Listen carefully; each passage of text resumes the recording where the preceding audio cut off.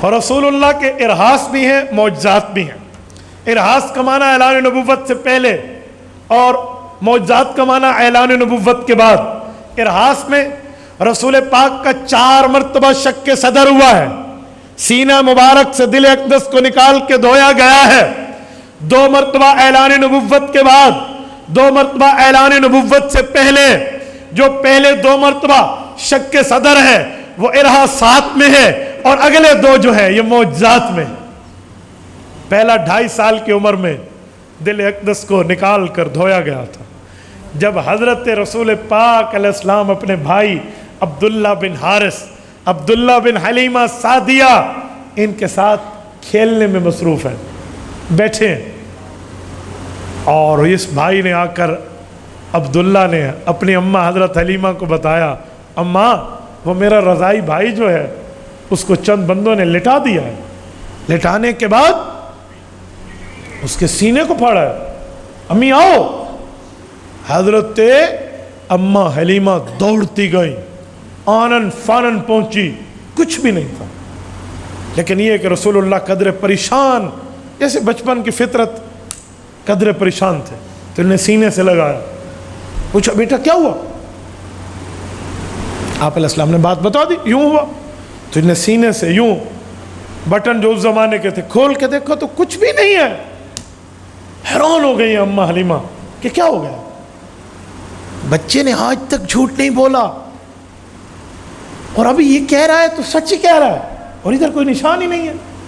اس پریشانی کے عالم میں رسول پاک کو لے کر آئی تھی اماں آمنہ کے پاس کہ آپ اپنی امانت سنبھال لیں، کہیں ہم سے کچھ اوپر نیچے کا معاملہ نہ ہو۔ لیکن وہ زمانہ تھا کہ مکہ مکرمہ میں وبا پھیلی ہوئی تھی۔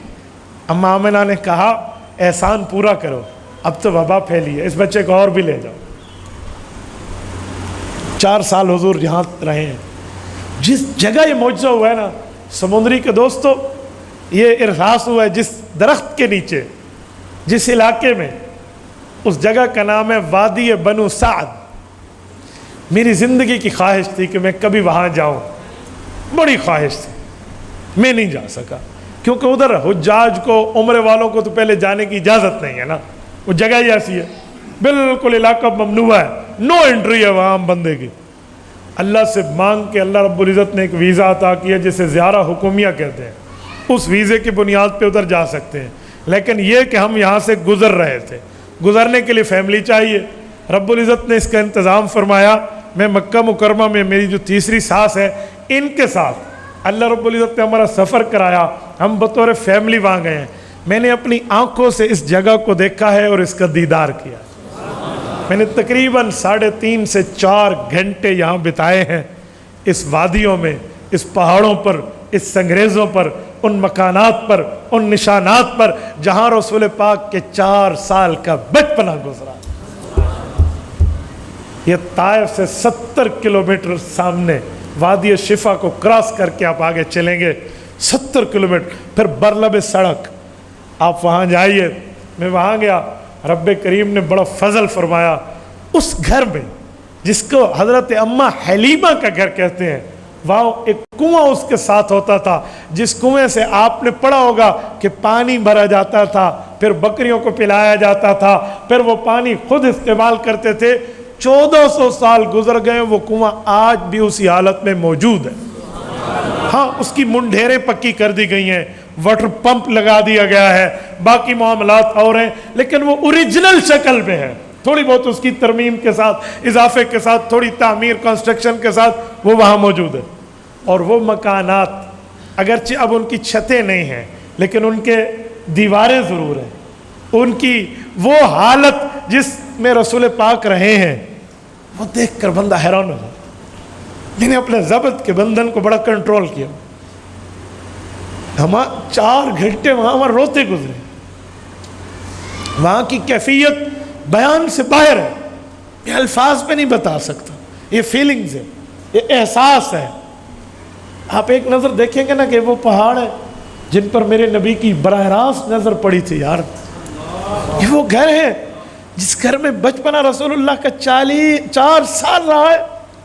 اماں حلیمہ، حضرت حارث، حضور پاک کے رضائی والد عبداللہ، ان کا بیٹا انیسا حضرت رسول پاک علیہ السلام کی بہن شیما رسول اللہ کی بہن، جو دونوں رضائی بہنیں ہیں، جن کے ساتھ اللہ کے رسول کی اماں جان یعنی حلیمہ کو نے دودھ پیا.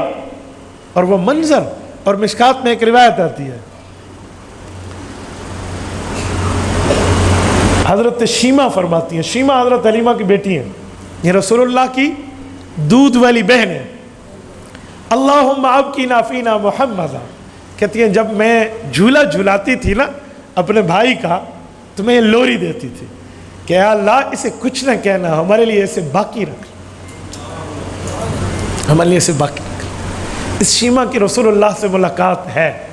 ابھی مولانا بیان کر رہے تھے نا کہ کملی والے نے باہر سے آئی ہوئی بچی کو چادر دی ہے، ان میں یہ شیما کا واقعہ بھی موجود ہے. اس نے صحابہ کرام کو حوازن کی جنگ میں کہا تھا کہ میں تمہارے نبی کی بہن ہوں، اور اپنے بیبی پاک سے جا کر پوچھ لے کہ چھوٹی عمر میں انہوں نے مجھے یہاں دندی لگائی تو نشانات آج تک موجود، آج تک موجود. ان کے لیے چادر بچھی تھی، ان کے اللہ پاک نے کلمہ نصیب فرمایا ہے. میرے لیے تفصیل ہے، میں بات کر رہا ہوں کہ اس جگہ یہ رسول اللہ کے ساتھ یہ چیزیں ظاہر ہوئی ہیں، اسے ارحاس کہتے ہیں. اور یہاں ایک بات مزید بھی کہوں، علماء سیر نے لکھا ہے کہ محلے کی بکریاں ایک چراگاہ میں چرنے جاتی ہیں،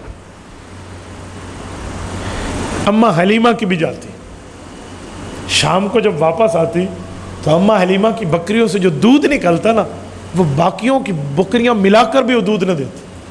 تو محلے والوں نے اپنے چرانے والوں سے گلہ کیا کہ تم کس چراگاہ میں اپنی بکریوں کو چراتے ہو، وہاں لے جاؤ نا جہاں حلیمہ کی بکریاں جاتی ہیں.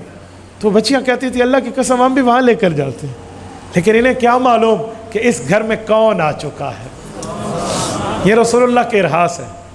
کہتے ہیں ایک بار ایک بالکل مریض سا بندہ آپ علیہ الصلوۃ والسلام کا ہاتھ بچپنے میں اس کے جو کٹورا نما برتن تھا جو پانی پیا تو اس میں چلا گیا، تو وہ ہاتھ لگا ہوا پانی اس نے پیا تو وہ چیچک کی بیماری سے صحت یاب ہو گیا.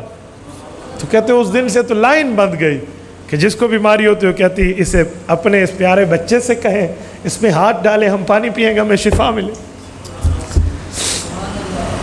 یہ ارحاسات ہے رسول پاک صلی اللہ علیہ وسلم. تبارك الذي نزل الفرقان على عبده ليكون للعالمين نذيرا.